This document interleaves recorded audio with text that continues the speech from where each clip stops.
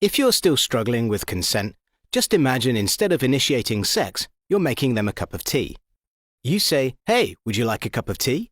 And they go, "Oh my God, I would love a cup of tea, thank you." Then you know they want a cup of tea. If you say, "Hey, would you like a cup of tea?" And they're like, I'm not really sure. Then you can make them a cup of tea, or not, but be aware that they might not drink it. And if they don't drink it, then, and this is the important bit, don't make them drink it. Just because you made it doesn't mean you're entitled to watch them drink it. And if they say, "No thank you," then don't make them tea. At all. Just don't make them tea. Don't make them drink tea, don't get annoyed at them for not wanting tea. They just don't want tea, okay? They might say, "Yes please, that's kind of you." And then when the tea arrives, they actually don't want the tea at all. Sure, that's kind of annoying as you've gone to all the effort of making the tea, but they remain under no obligation to drink the tea. They did want tea, now they don't. Some people change their mind in the time it takes to boil the kettle, brew the tea, and add the milk. And it's okay for people to change their mind, and you are still not entitled to watch them drink it. And if they are unconscious, don't make them tea. Unconscious people don't want tea, and they can't answer the question, "Do you want tea?"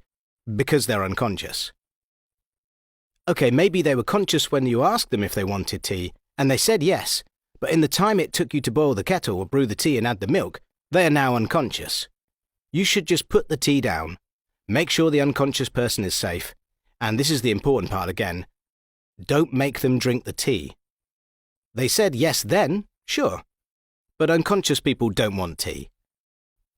If someone said yes to tea, started drinking it, and then passed out before they'd finished it, don't keep on pouring it down their throat. Take the tea away. Make sure they are safe, because unconscious people don't want tea. Trust me on this. If someone said yes to tea around your house last Saturday, that doesn't mean they want you to make them tea all the time.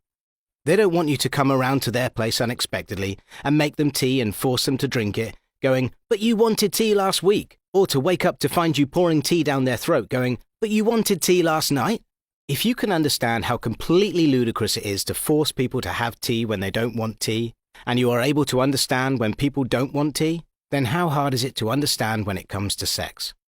Whether it's tea or sex, consent is everything.